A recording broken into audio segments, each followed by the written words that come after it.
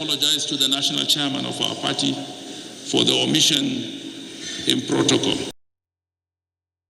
You are acknowledged and welcome. I wish you all a very memorable and rewarding evening, and I thank you for taking out time, in spite of your very, very busy schedules, to come and share this evening in celebration of Nigeria at 59. Thank you, and God bless you. Bon appetit.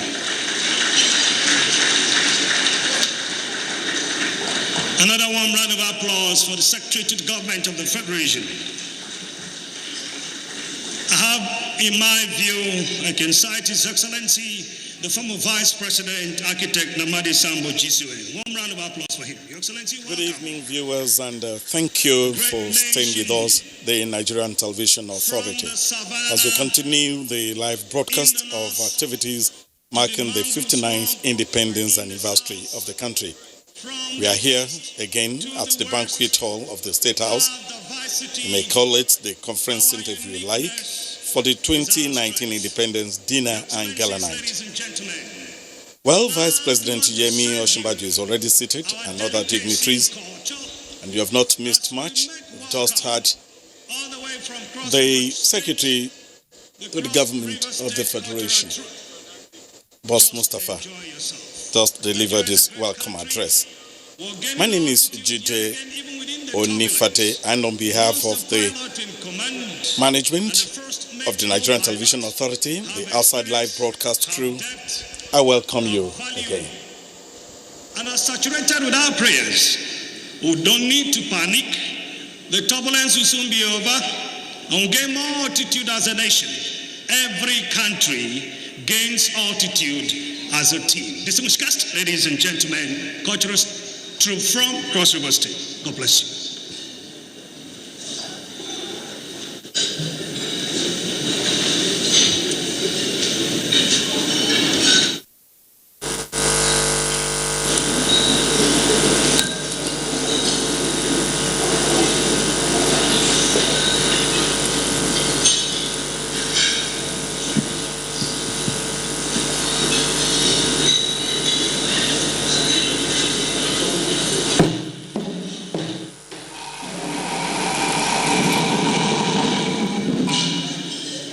O God of creation, direct our noble cause, guide our leaders right, and help our youths the truth to know, in love and honesty to grow, and live in just and truth. Great lofty heights may we all attain, to build a nation where peace and justice shall reign. How else can a nation be rewarded but to watch her elements of disintegration continually dysfunctional? 50 years, 59 years of independence, excellent, brilliant, new level of governance and economic recovery. And in the Cross River State spirit, all the way from the hills and mountains of the Northern Senatorial District of Cross River State, ladies and gentlemen, we bring you tonight Northfest, a Northern festival, a complete traditional display and show of gratitude for productivity. Indeed, a festival of harvest and unity. Ladies and gentlemen, enjoy.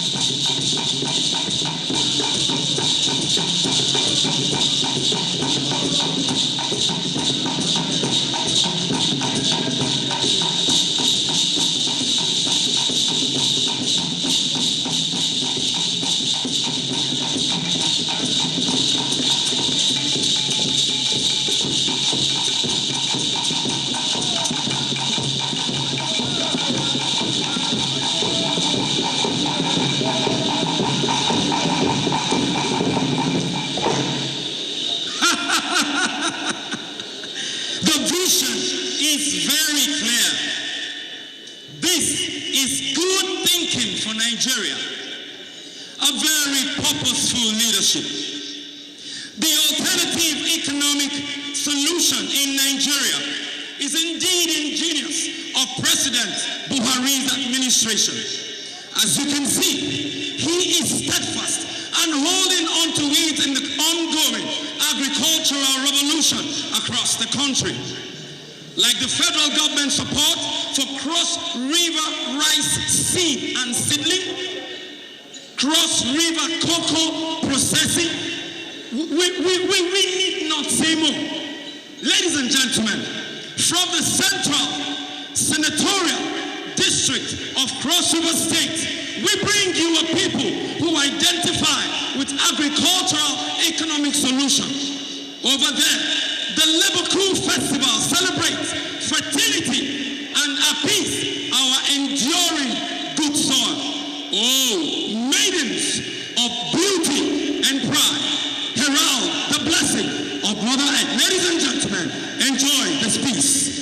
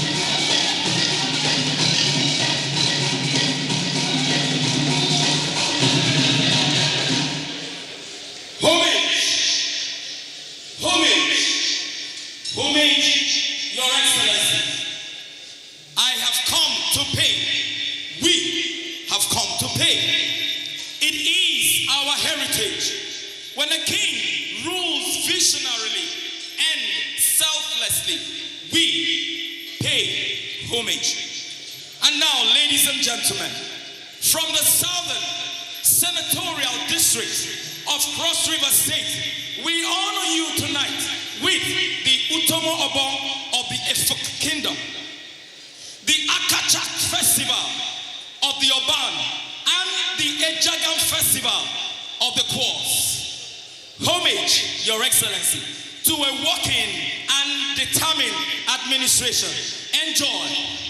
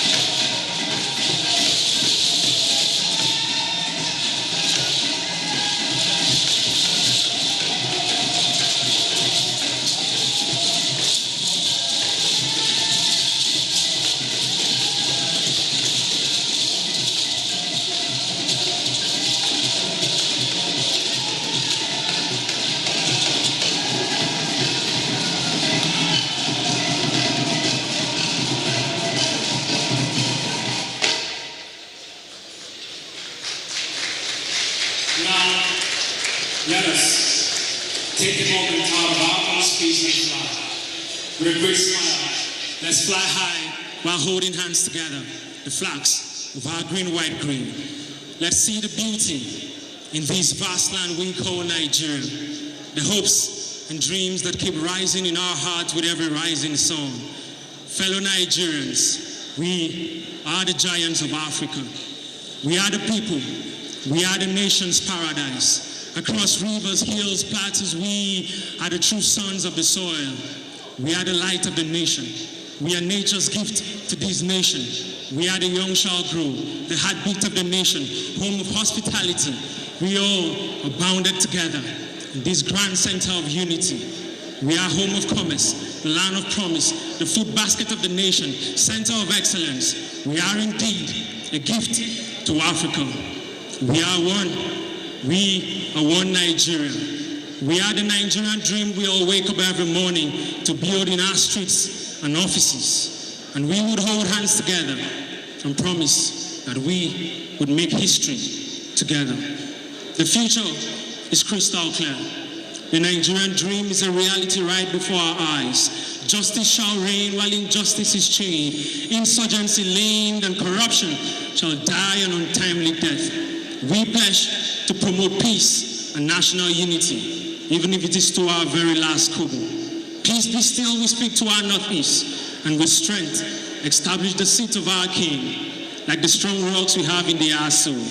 Abino Bisu, Naso. The future, again I say, is crystal clear. Peace and order across all of our borders. We shall heal this land, spread love, and heal the land. Heal the land, heal the world, spread love and heal the world, heal the world, heal the world, spread love and heal the world, heal the world, heal the world, spread love and heal the world, heal the world, heal the world, spread love and heal the world.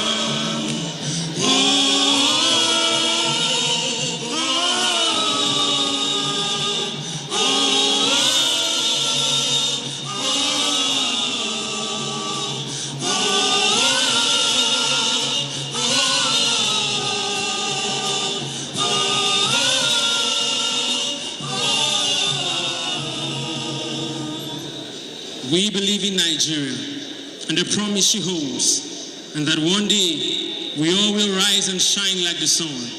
We are a great nation. Indeed, we are a great nation, and we will stand and fight corruption. The labors of our heroes past shall never be in vain. And if we ever give anything in this life, may we not give up hopes and dreams of making this country a better one. May our hands build bridges strong enough to hold my brother's hands. And if we ever failed while growing up, may we not fail at 59 to look deep into my brother's eyes from the north, south, east, and west to see the beauty and the unity of our diversity. This is our fatherland, and we pledge to defend our unity. So help us God. Ladies and gentlemen, all the way from the home of the biggest Black Street Party, we bring to you, as we celebrate Nigeria at 59, the Calabar, Carnival, Colors, and Flamboyance.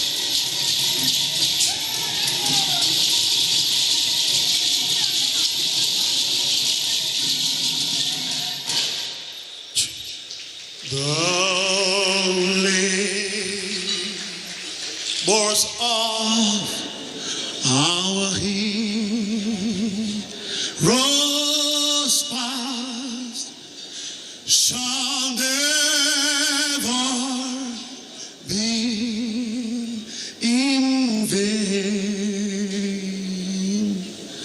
to serve with heart and might one nation bound in freedom,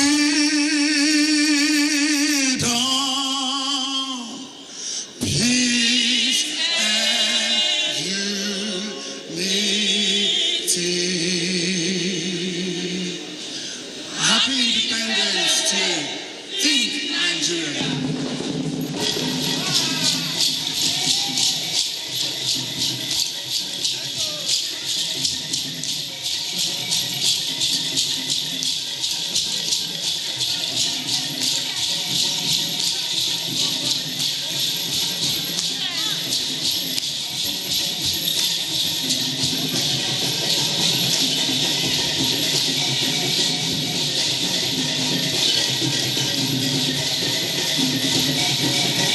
If your hands are free, please celebrate them with a warm round of applause, Your Excellencies.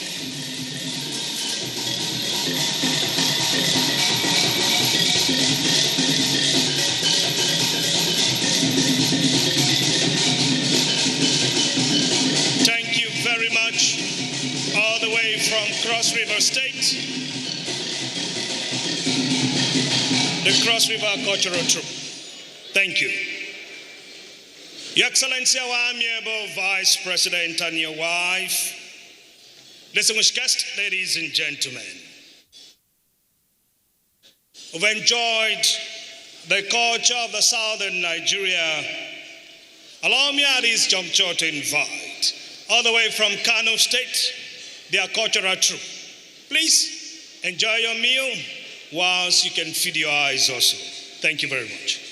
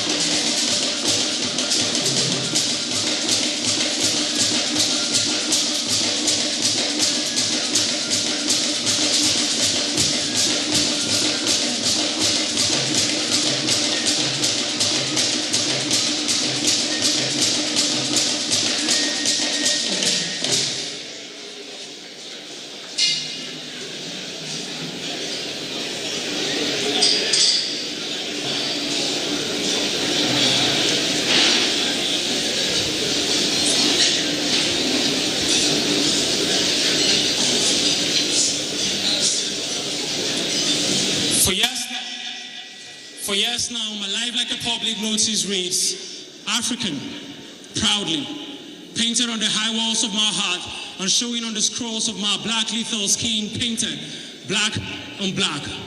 Bold as our heroes past, it is clearly seen and read by everyone, because to me, these signs are obvious. Black, bold, block letters emboldened together. And it gives me joy to see that the the young ones are growing and standing strong to pledge for the unity of one black nation. A strand of hair will stand to fall alone, but I stand here as a gang of black hairs standing to pledge for the unity of one black nation. See the notion, the paintings in me as my black hair grows on the black skin, skinned away sometimes by wounds and scourges. It heals back to form a black scar on the black skin. This must be the work of an artist, telling me one thing. And whether I change tones, bleachings on the bleeding skin, thongs road and rapping seems like a white man, I still remain African. I said I am African. And I tell tales from Asorok down to Ikonito.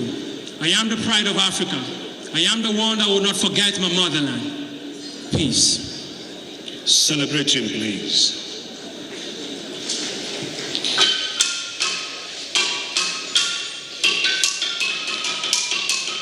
Thank you very much, Cross River. Just hold it there for a while. Thank you. Celebrate them for me. Another warm round of applause for the Cross River Cultural Troupe. Your Excellencies, ladies and gentlemen, whilst we're having dinner, allow us gain altitude as we prepare our hearts. And I very humbly borrow your attention to invite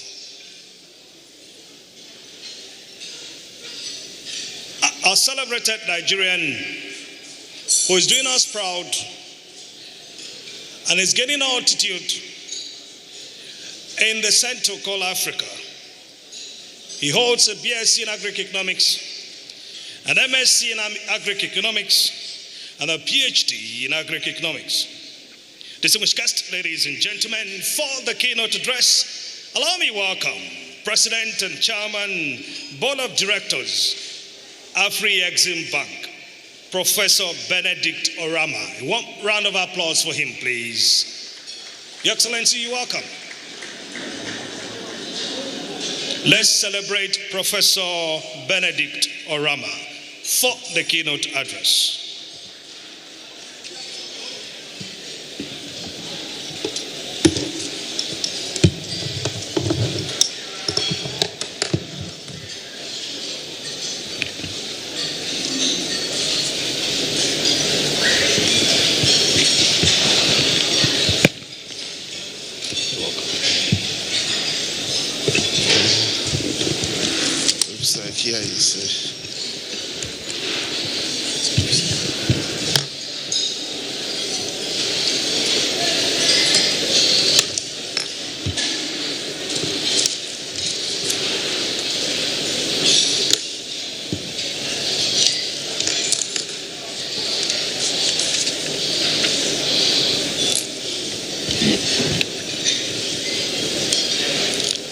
Good evening, fellow Nigerians. Happy Independence Day. Your Excellency, Professor Yemi Osinbajo, Vice President of the Federal Republic of Nigeria and his wife, Your Excellencies, former heads of state here present, and former Vice President here present. Honorable Ahmed Ibrahim Lawan, President of the Senate of the Federation, Honorable Femi Bojabiamila, Speaker of the House of Representatives, Justice Ibrahim Mohammed, Chief Justice of the Federation,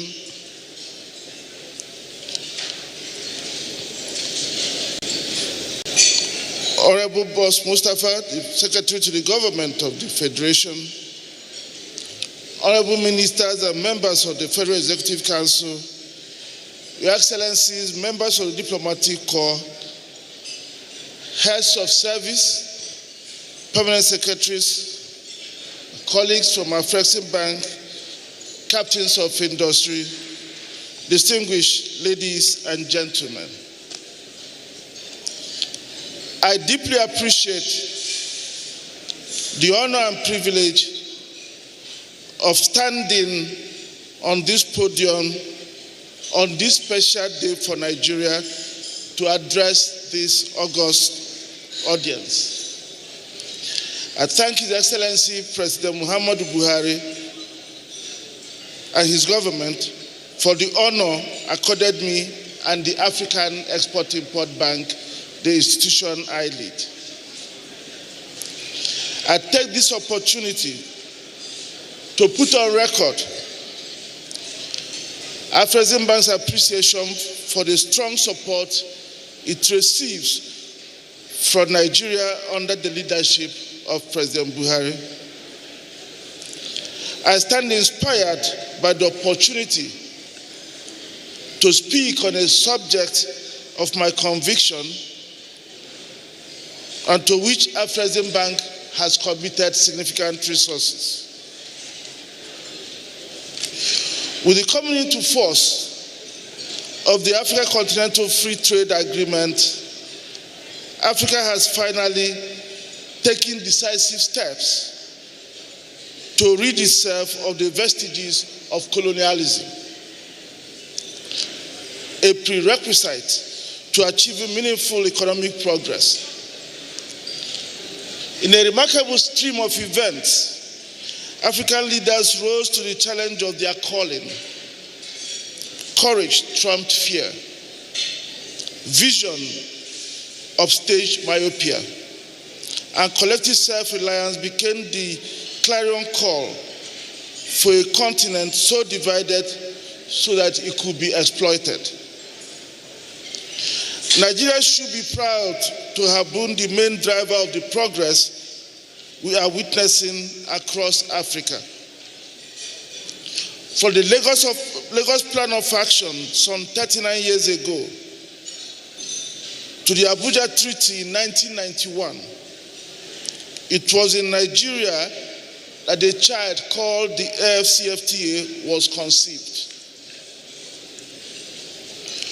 Although it was eventually delivered in Kigali, Rwanda in March last year, that child's future looked uncertain until Nigeria blew life into it when it signed the treaty establishing the AFCFTA. Your Excellencies, distinguished ladies and gentlemen, permit me to spend a few minutes to lay out the historical context that should drive the attitude and the approach of Africans towards the AFCFTA. I do this mindful that it is a knowledge of our history that will help us shape our visions for tomorrow. Contrary to the narrative that paints Africa as a historically backward and barbaric continent, as a shithole continent, in the medieval times and even before, Africa was great. That greatness was built on industry and the trade that blossomed between and among African kingdoms, which created tremendous wealth and civilizations that prevailed in that period. Some of those kingdoms that flourished within and around the present-day Nigeria included the old Mali Empire, the Karim-Bornu Empire, as well as the old Benin and Oyo empires. The Arab chronicler Al-Omari wrote in 1324 that Mansa Musa, the king of Mali, went on a pilgrimage to Mecca, stopping in Cairo en route. He gave us so much gold in Cairo that gold prices were depressed for 12 years. Mali attracted global attention and appeared on the map of the world, drawn by Angelino Duquet of Bayoka in 1339, and in many other maps subsequently. Scholars and designers from the Arab world migrated to Mali, and Timbuktu emerged as a center of learning, architecture, and commerce. It is reported that the kingdom traded from as far north as Morocco to as far south as the coastal West African kingdoms. Take the case of the old Benin Empire. In 1691, the Portuguese seafarer Lourenço Pinto visited the kingdom. He was astonished by what he saw and wrote, and I quote, "Great Benin, where the king resides, is larger than Lisbon. All the streets run straight and as far as the eyes can see. The houses are large, especially that of the king, which is richly decorated and has fine columns. The city is wealthy and industrious. It is so well governed that theft is unknown, and the people live in such security that they have no doors to their houses." The greatness of the old Benin Empire was again hinged on industry and trade. It is reported that the empire traded with kingdoms as far west as the present-day Ghana, supplying them textiles and beads. The intricate inter-kingdom trade linkages built at that time were extremely difficult for outsiders to break.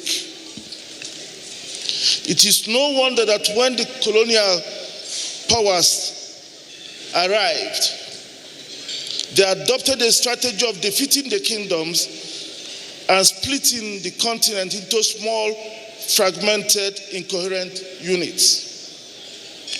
It was that strategy so effectively implemented that laid the foundation for the economic backwardness of Africa that we see today. It was this strategy that deprived Africa of the benefits of intra-regional economic intercourse. Mr. Albert Sarau, a colonial administrator in the 1920s, captured that strategy in his writings, and I quote, "Economically, a colonial possession means to the home country simply a privileged market, whence it will draw the raw materials it needs, dumping its own manufacturers in return. Economic policy is reduced to rudimentary procedures of gathering crops and bartering them. Moreover, by strictly imposing on the colonial dependency the exclusive consumption of its manufactured products, the metropolis prevents any efforts to use or manufacture local raw materials on the spot and any contact with the rest of the world. The colony is forbidden to establish any industry, to improve itself by economic progress, to rise above the stage of producing raw materials, or to do business with the neighboring territories for its own enrichment across the customs barriers erected by the metropolitan powers. Your Excellencies, distinguished ladies and gentlemen, you can see from the foregoing that the AFCFTA represents the first major move by Africans towards full economic independence. It creates an unprecedented opportunity for Africa to finally take its destiny in its own hands, to sound the death knell for a culture of dependency foisted on us by history, to turn away from a choreographed march to perdition, and to say never again to 84,000 kilometers of borders that divide Africa today. While the political act of signing and ratifying the AfCFTA is important, it is only the beginning. The road ahead will be difficult.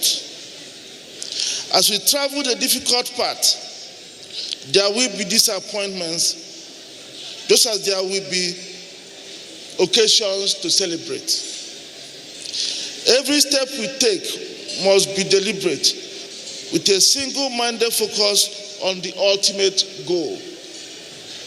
A continent that becomes an integrated economic whole that leverages the strengths of the constituent units to generate a dynamic force for good for Africa. Nigeria has a very important role to play in this movement. Just as it led the efforts to a total political emancipation of Africa, Nigeria must take the lead in the emerging struggle for economic freedom. The objectives are similar, but the methods will differ. Instead of waving flags and sloganeering, economic policies will represent the beacons of the path we have chosen. Markets and not war fronts will represent the theaters of the struggle.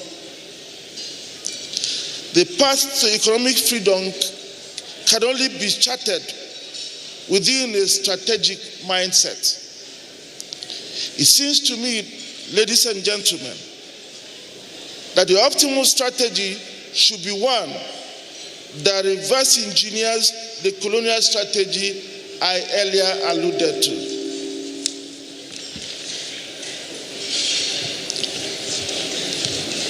And this view is not new.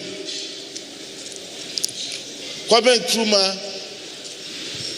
in his book, Africa Must Unite, wrote, and I quote, "The economic weakness of the new African states has been inherited from the colonial background, which subordinated their development to the needs of the colonial powers. To reverse the position and bring Africa into the realm of highly productive modern nations calls for gigantic self-help programs.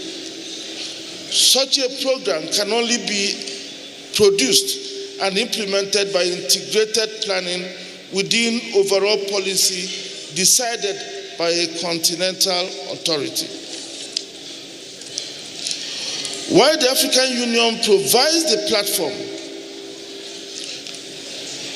for sustaining the political independence of African nations, it is the African Continental Free Trade Agreement that will provide the platform for collective self-reliance.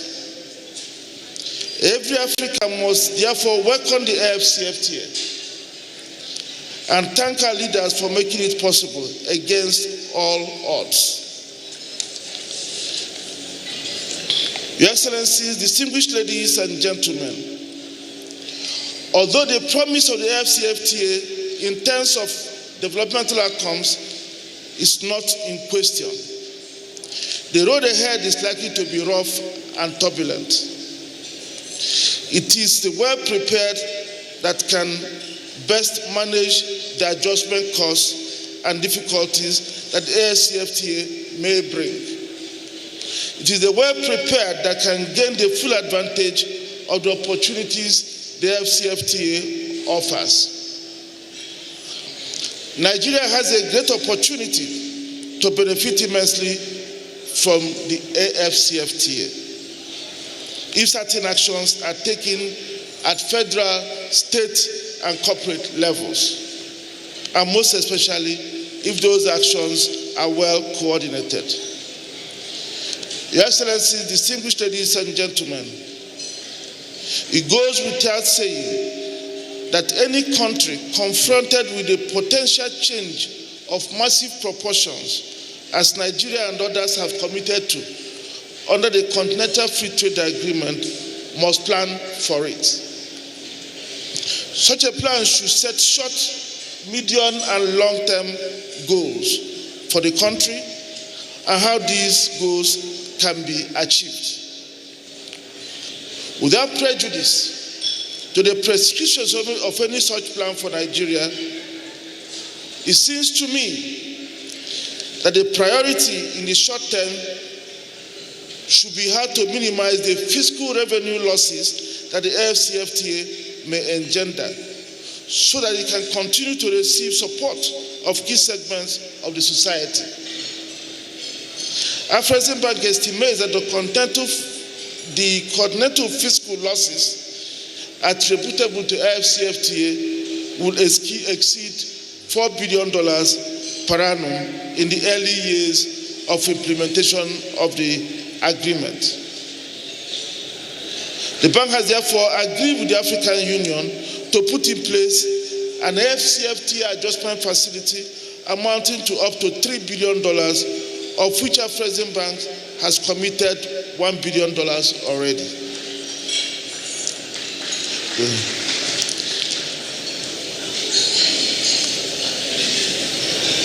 We are also working to raise the balance of the $3 billion.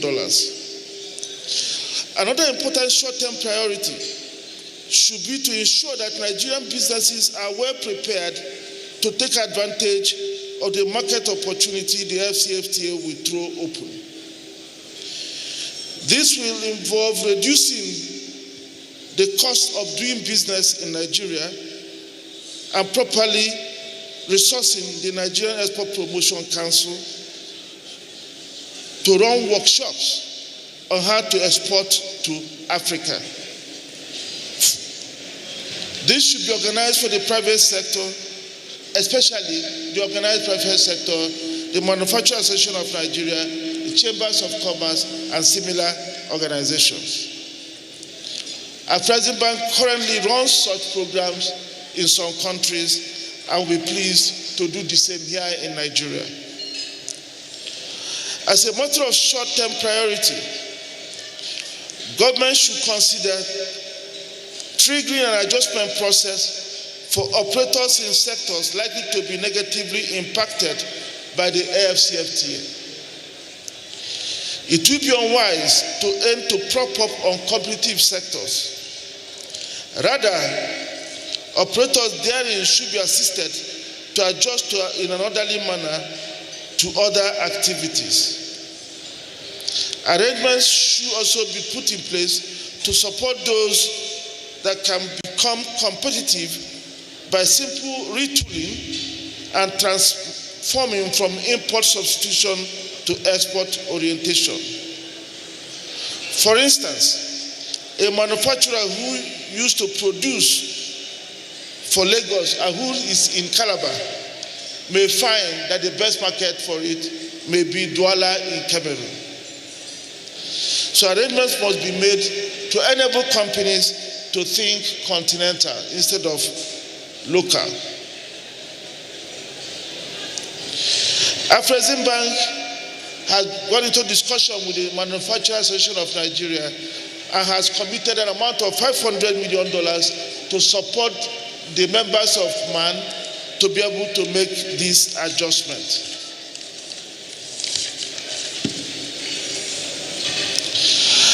Another important short-term priority the government should consider should be to make appropriate and credible trade information available to Nigerian businesses interested in international trade, especially intra-African trade. The AfCFTA creates the legal basis for potential Pan-African market in goods and services, but does not create the market. Creating the market is a job of economic agents. The operation of those agents is usually driven by information. an item in such a short supply in Africa that it stands as a key constraint to promoting intra-regional trade. A study commissioned by Afreximbank, authored in the Commonwealth Secretariat, revealed the following: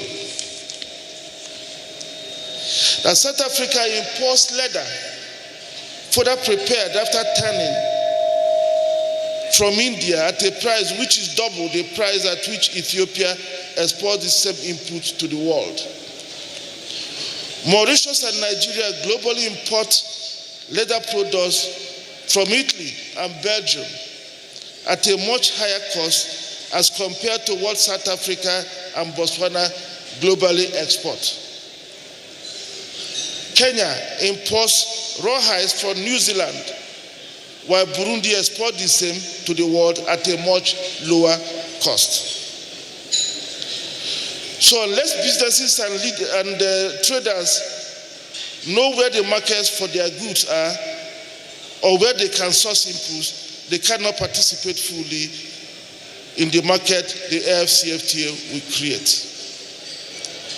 Government must therefore consider providing solid, modern trade information services as a priority, as a way of making it possible to benefit from the AfCFTA. Trade information delivered with the latest digital technology may become the most cost-effective way of opening the African market to Nigerian businesses. At the Afreximbank, we've launched such a project, and in addition, we've also launched a biannual intra-African trade fair that provides information and a platform for exchange of ideas with other African businesses every 2 years. The next round of that trade fair will hold in Kigali in 2020. Your Excellencies, distinguished ladies and gentlemen, the strongest economic argument in favor of the AfCFTA is that it will help African economies to industrialize and improve Africa's share of global manufacturing output. Accordingly, for Nigeria and other African countries, the medium to long-term goal under the AfCFTA should be to achieve clearly defined levels of industrialization.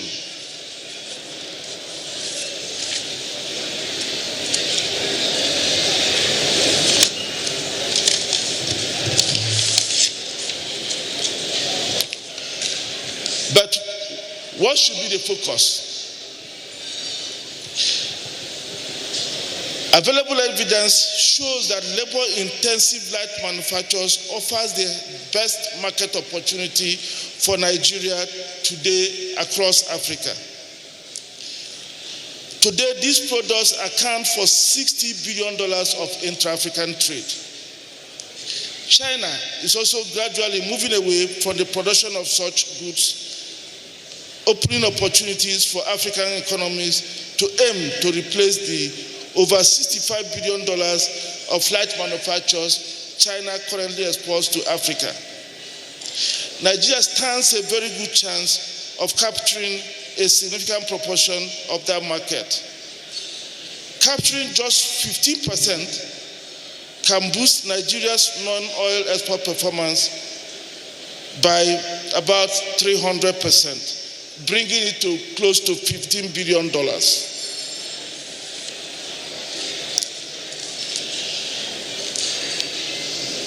Further, the levels of unemployment in Nigeria will also recommend that the focus be kept on labor-intensive industrialization. Labor cost per month for factory labor averages about $80 in Nigeria and is one of the lowest in the world.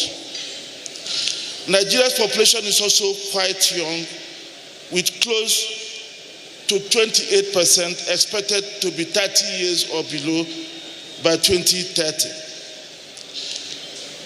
If these youths do not find work, they can constitute a significant force for insecurity in the country. Capital, on the other hand, is harder to come by and is much more expensive in Africa than in other parts of the world. It follows, therefore, that the optimal industrialization strategy for Nigeria should be one that emphasizes labor-intensive industrialization. This conclusion has far-reaching implications. It suggests that resource-based industrialization for Nigeria may not necessarily target its abundant natural and agricultural resources, especially if the capital cost of extracting and adding value to them is too high, and the process requires limited use of labor. For instance, if $1 spent in building a modern cotton spinning factory generates less employment and less export unit value than $1 spent in building a garment factory, the country may be better off promoting the export of raw cotton or cotton lint and re-importing fabric for use in making garments for export. Over time, when capital is accumulated, a country may then consider promoting backward integration to processing of cotton into yarn. An important area of emphasis should also be the auto industry. A car is made up of about 3,000 components, each of which can be produced by labor-intensive factories. An auto industry strategy that prohibits imports of used cars and also creates credit facilities for car purchases will create millions of jobs in Nigeria. Afreximbank, the African Union, and major vehicle manufacturers are currently promoting this initiative. I'm happy that Nigeria is part of the discussions that are currently ongoing. Your Excellency, distinguished ladies and gentlemen, while I'm proposing that emphasis be placed on labor-intensive light manufacturing, I must quickly add that there are aspects of heavy industries that are crucial and which present low-hanging fruits for the country. For instance, the Dangote refinery and the associated petrochemical facility can be transformational for Nigeria and deserve full government support. The petrochemical plant can produce important raw materials that can support the production of inputs for light manufacturing, while complementing fertilizer supply from fertilizer plants operated by Rotore and Indorama to make Nigeria potentially a net fertilizer exporter in the not distant future. The Dangote refinery, which has the capacity to supply the needs of the entire West Africa, can form the basis for making the Gulf of Guinea a major global refining hub, creating foreign exchange, earning services, and activities that will employ many Nigerians and other Africans in the Gulf of Guinea. There is no reason why Singapore, which does not produce any oil, should have more refining capacity than Nigeria and the Gulf of Guinea. It is in recognition of that transformational power that Afreximbank has invested $1 billion to support the Dangote refinery. The government should also consider putting to work the heavy industrial capacities that are already in existence across Nigeria. The aluminum smelter at Ikotabase can add impetus to the economies of Guinea and Nigeria if put back to work. Guinea's abundant bauxite resources can be more economically transformed using abundant gas available in Nigeria in a win-win collaboration that can set the stage for similar sensible use of resources within the continent.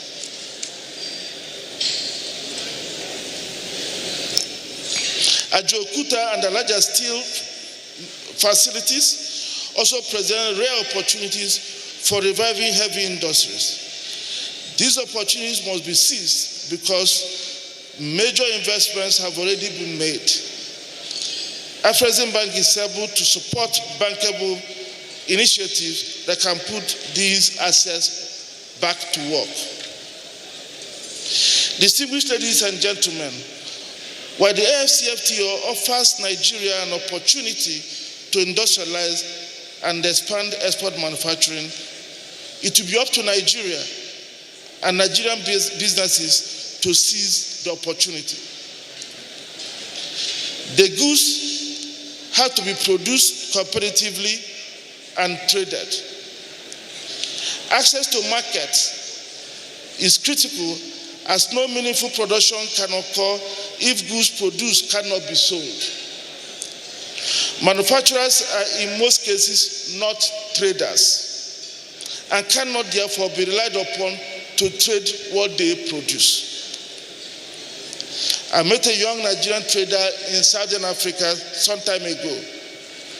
He looked well and told me he was a major distributor of consumer goods produced by a factory in that country in a location not far away from the capital.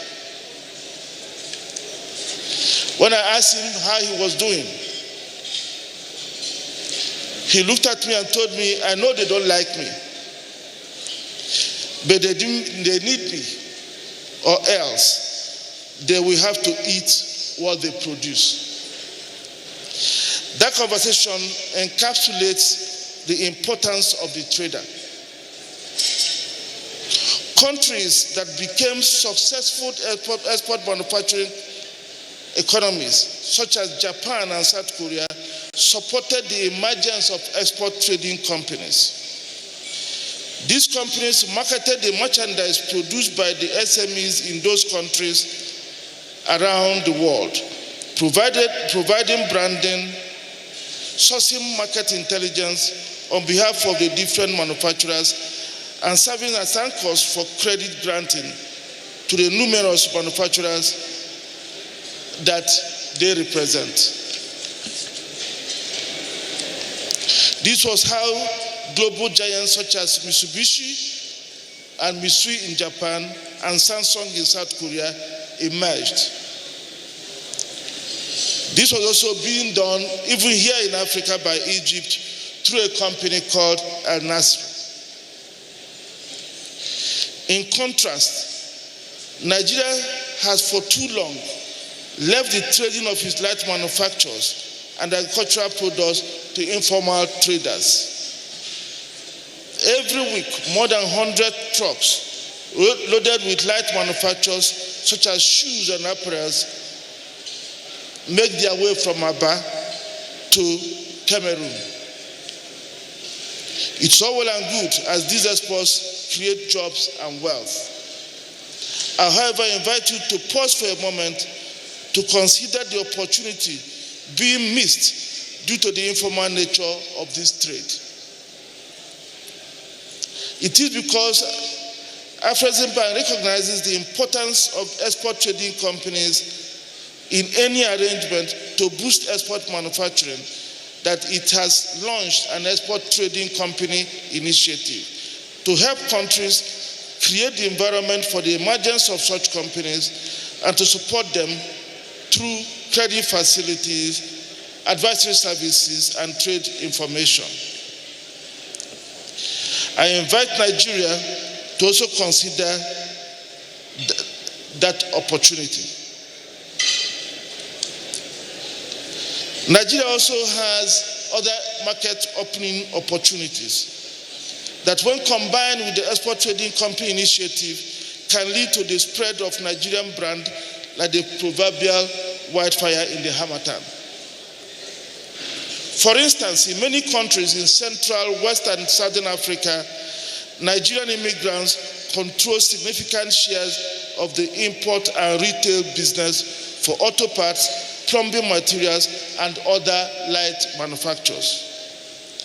I encourage Nigeria to study the size and scope of the market these represent and how these small retail businesses can be outlets for made in Nigeria goods where they operate.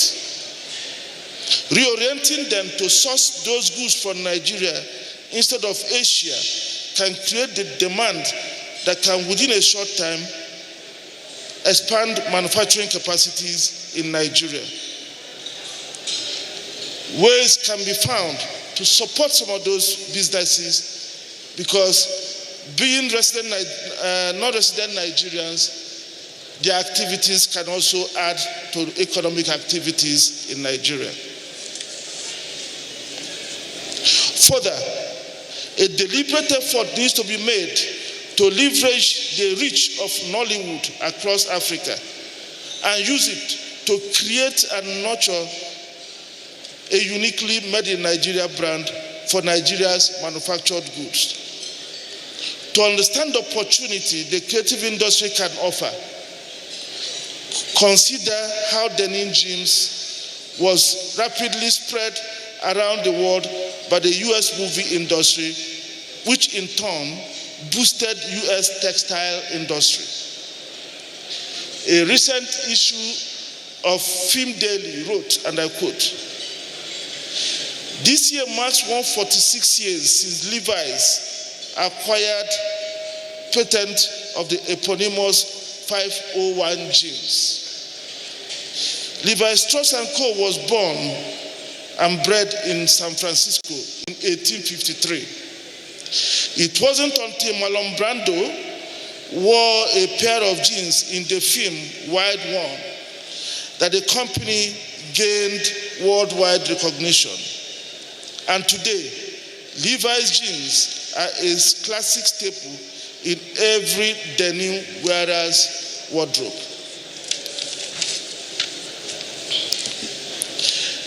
Let's bring our minds all back to Africa and Nigeria and consider what will happen if the popular Nollywood actress Genevieve Nnaji wears an appropriately branded made in Nigeria good and there is an avenue to distribute some of those goods in the different African markets.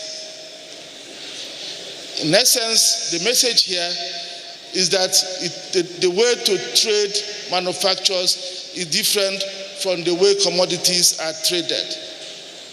Branding will be key in trading manufacturers.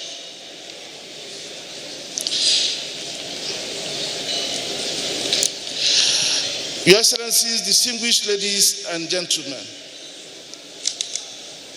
there are other issues that we need to address if you want to use the AfCFTA to promote industrialization. These include creating capacities for cooperative manufacturing through building and sustaining industrial parks to enable us deal with the infrastructure challenges that currently exist. There is also the issue of financing. Finance is very key for the continent. Finance is very key to support economic activities and trade for Nigeria. Today, the capacity of the banks that we have to help us support the emergence of major export manufacturers does not give confidence that this will be sufficient. There is a need to support the recapitalization of Nigerian Export-Import Bank and also to support the further recapitalization of Bank of Industry. Without that, we will not be able to use them as instruments of delivering the policy we have to promote exports and support the strategy for the AfCFTA. Distinguished ladies and gentlemen, Given the complexity of the work that had to be done, all hands, I think, must be on deck. The state government should be involved so that the opportunities that Nigeria diversity offers can be fully realized. Some Nigerian states compare favorably to a number of African countries in terms of economic size and population, but they are not contributing as much in terms of export performance. Whatever strategy that is developed to promote AFCFTA should consider involving the states. Your Excellencies, distinguished ladies and gentlemen, to achieve the results, a coordinated action will be required.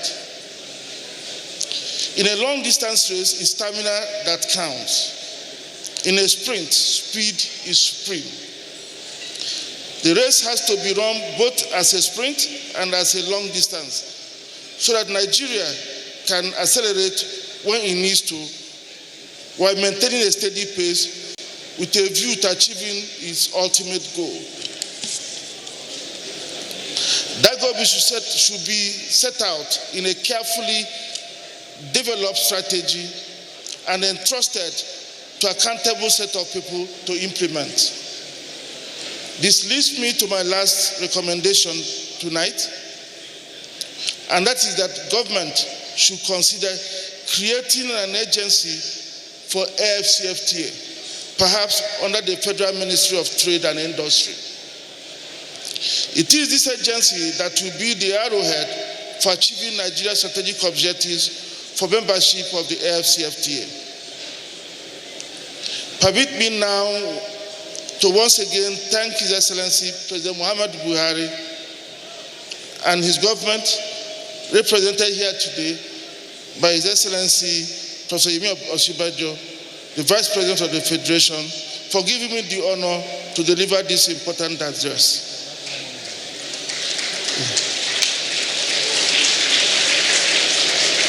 I would also like to use the opportunity to thank the organizing committee of this event under the chairmanship of the Secretary to the Government of the Federation, Mr. Mustapha Boss, for paving the way for the opportunity to speak here today. Special thanks to all the dignitaries here present for listening to this speech. My appreciation also goes to my family and colleagues at Afrexim Bank for their support and loyalty. And to all Nigerians, I say a big thank you for the honor you have just bestowed on me through the grace of His Excellency President Muhammadu Buhari. Thank you all for listening.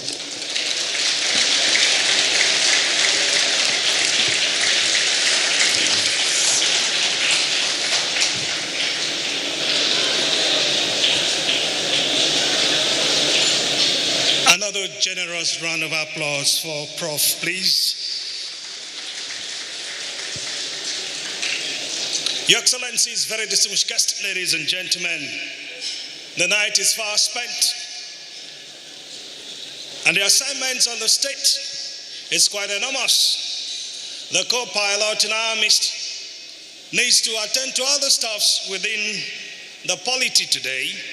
We need to expedite a little. Allow me at this juncture, distinguished guests, ladies and gentlemen, to invite for the vote of thanks before Mr. Vice President speaks to us. Honorable Minister of Industry, Trade and Investment, Otumba Richard Adeni Adebayo, CON. One round of applause for him, please.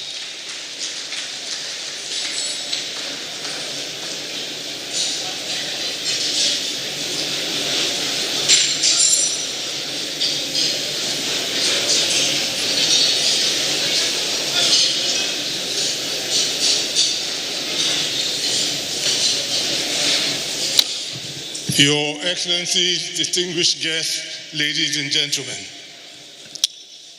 2 weeks ago, I was privileged to represent His Excellency, Mr. President, at a function. Because I was reading his speech, I described myself at that function as Mr. President. Yesterday, I was again privileged to represent His Excellency, the Vice President, at a function. I was given his speech to read, and I described myself as the Vice President. Today, unfortunately, I have been reduced to what I am. Ladies and gentlemen, we give thanks to God Almighty for giving us the opportunity to be here to celebrate the 59th anniversary of our country, Nigeria. Big thanks must go to His Excellency, the President. Our thanks must also go to His Excellency, the Vice President, and his wife, who are here with us today. We thank most sincerely the President of the Senate. We thank the Speaker of the House of Representatives. We thank the former Vice President and the former Chief of General Staff.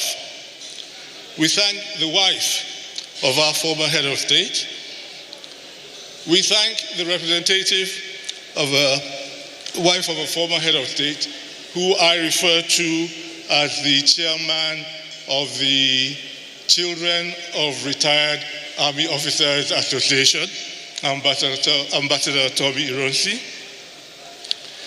Big thanks must go to each and every one of you for having been able to come here tonight to share in this celebration. But our great thanks must go to the organizers of this ceremony, the Secretary to the Government of the Federation, and all the permanent secretaries and members of his staff who have put this occasion together. We thank them for a job very well done. To each and every one of you, I pray that as we have celebrated Nigeria today at 59, that God will give each and every one of us the opportunity to be here next year to celebrate Nigeria's 60th anniversary. Ladies and gentlemen, I cannot leave here without thanking most sincerely our keynote speaker, Professor Benedict Orama, for his incisive speech. And I use this opportunity to call on him to please provide me with a copy of that speech. Ladies and gentlemen, I thank you. May God bless you all. Thank you.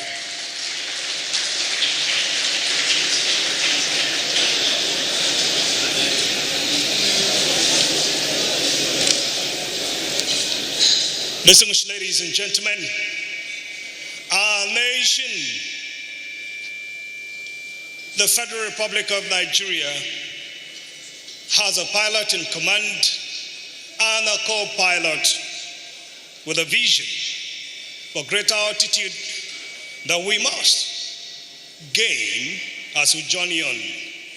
May I request I will rise as I invite His Excellency, our amiable Vice President, Professor Yemi Osibajo, GCON, for his special remarks. Your Excellency, sir.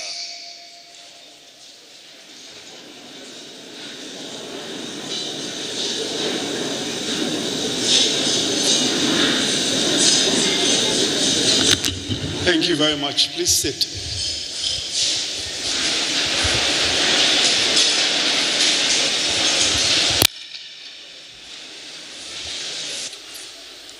Your Excellency, the President, Senate President, Senator Ahmed Lawan, the Right Honorable Speaker of the House of Representatives, Honorable Femi Gbajabiamila, former Chief of General Staff, Lieutenant General Oladipo Dia, former Vice President, Excellency Architect Namadi Sambo, GCON, wife of the Vice President, my dear wife, Mrs. Oludolapo Oshibajo, members of the National Assembly present, members of the Executive Council, Secretary to the Government of the Federation, Mr. Boss Mustafa, Acting Head of Service of the Federation, Mrs. Folashade Yemi Esson, wife of the former Head of State, Mrs. Miriam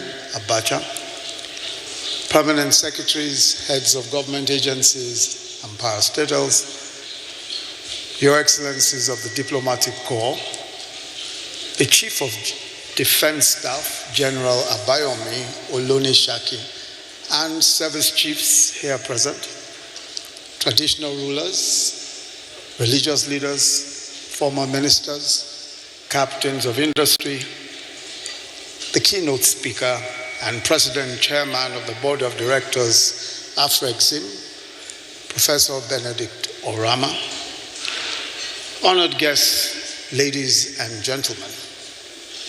Today is a day that we celebrate our nation and its great people.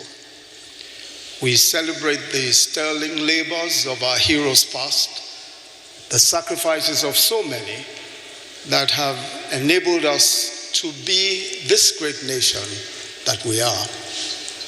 We recognize that we are here because so many paid the price, and that we are going forward because many are still making the sacrifice. But this evening, I also want to share with you something lighter, but as important.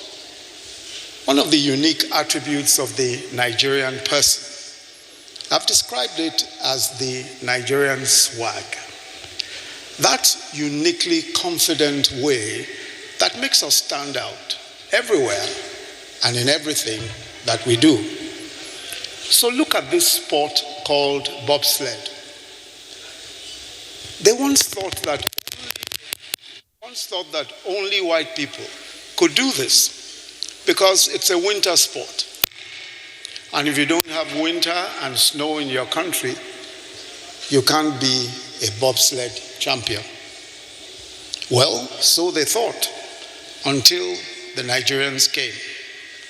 At the Winter Olympics in Pyongyang in South Korea, 3 Nigerian girls, Ngozi Onwumere, Akoma Omeoga, and Sheon Adigun,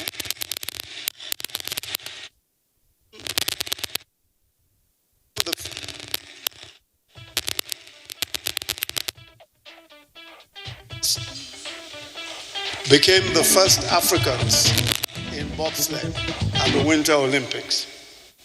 Let's see.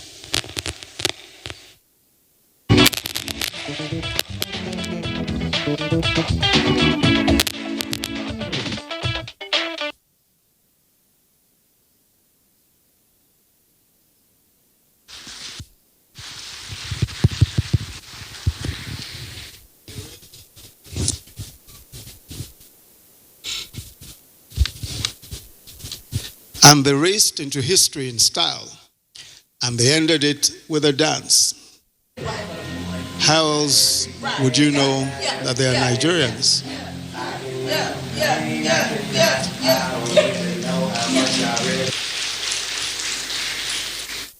The World Cup came in May 2018, but well before the World Cup kicked off, we had started winning. When Nike released the design of our jersey called Naija in February 2018, 3 million people pre-ordered the jersey for $90 a piece online. And eventually thousands of people lined up to buy it. It sold out within hours in the stores. The jersey was lit.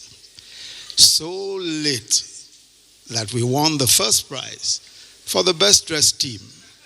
Peru came second and Belgium came third. And then there is Anthony Joshua. As far as we are concerned, the best boxer in the world. Not only is he a heavy hitter, but he could also pass for a model. So much swag. Anthony Joshua. How about the Nigerian wedding? That has become the toast of the world. Amongst other things, we are teaching the world that every wedding deserves a hashtag. So we have that. Bad 2017. That's the one of Banky W and Adeswa Etomi. And then there's hashtag Yemi Dolly 1989. Eat your hearts out. That's me and my lovely wife. Then to the dramatic entrance of the bridal party. Let's look at that one. The groom flying.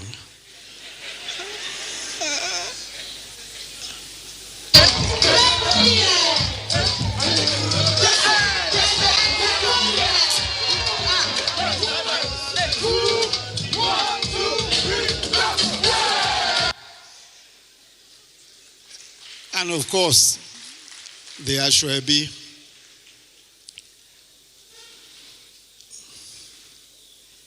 That's the Ashwebi there. And everywhere, they are learning, everywhere, they are learning our languages. They are learning Nigerian languages everywhere. So see, here is a kindergarten class in China.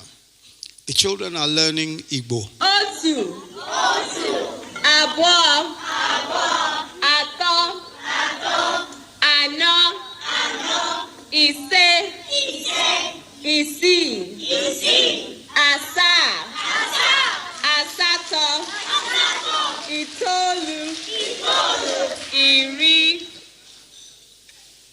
Very soon, everyone is going to be speaking Igbo. Our contemporary dances have so much swag. From Skeleu to Sekem. How many people know Skeleu? To Skekem, to Shakiti Bobo, to Shaku Shaku, and the most recent, Zanku. I'm sure you all know how to Bese, Bebodier. So all over the world, now look at them. That is Bese for those who don't know.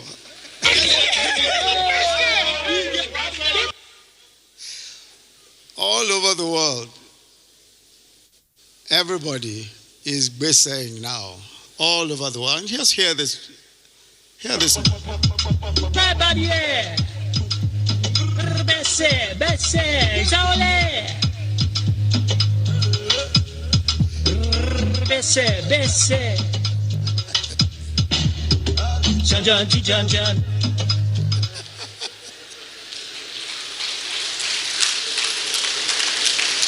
Oh boy.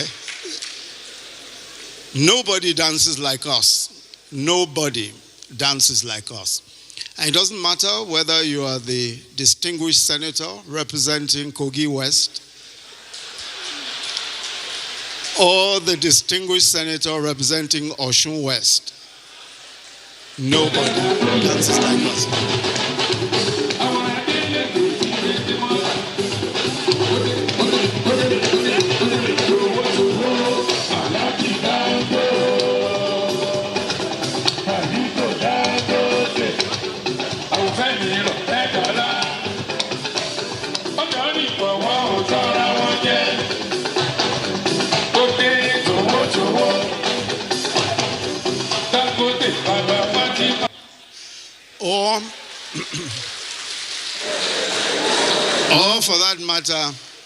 Or for that matter, if you are the richest man in Africa, all of us dance.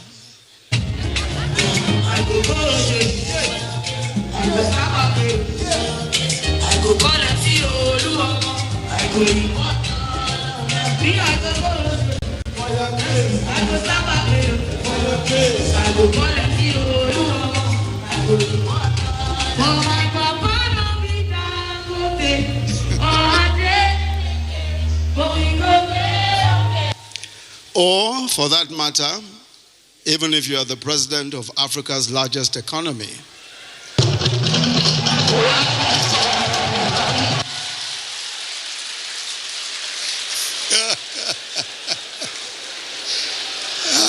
oh boy, we just love to dance. We just love to dance. And our dancing has swag. Every Nigerian can dance. It doesn't matter how old you are. We just have that rhythm, that thing that is so Nigerian. It doesn't matter your age.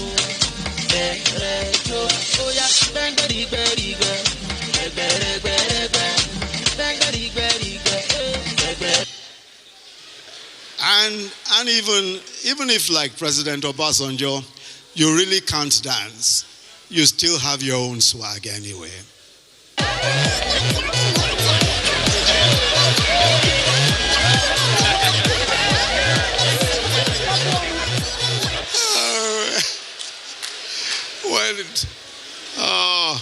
When it comes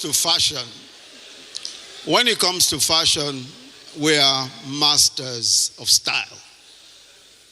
From the Galas. And look at what Iya Rainbow is wearing. And of course, the famous Madame Kofo's Gele. Nigerians have brought Ankara to mainstream fashion. So Nigerian designers are making waves internationally with the infusion of Ankara in all their collections, and the likes of Lisa Folawiyo, Maki O, Andrew Yama, Kenneth Ize, Moa Ogunlesi have been featured in Vogue and other international fashion magazines and events such as the New York Fashion Week. The Nigerian-American designer Enna Odemba designed Beyonce's drop-dead gorgeous Ankara outfit that you're seeing up there. Today, the whole world is wearing our Ankara, from Michelle Obama, Rihanna, and Kim Kardashian. Everybody is wearing the Nigerian Ankara. And Agbada became a movement after the Merry Men movie premiere with the Agbada Challenge. And just look at the Agbada Challenge. And even the politicians have caught the bug. And you'll see, there you go. The politicians have also caught the bug of the Agbada Challenge. And then here comes, featuring with his trademark black kaftan, the #1 swag, the PMB swag. Happy independence, everybody. God bless you.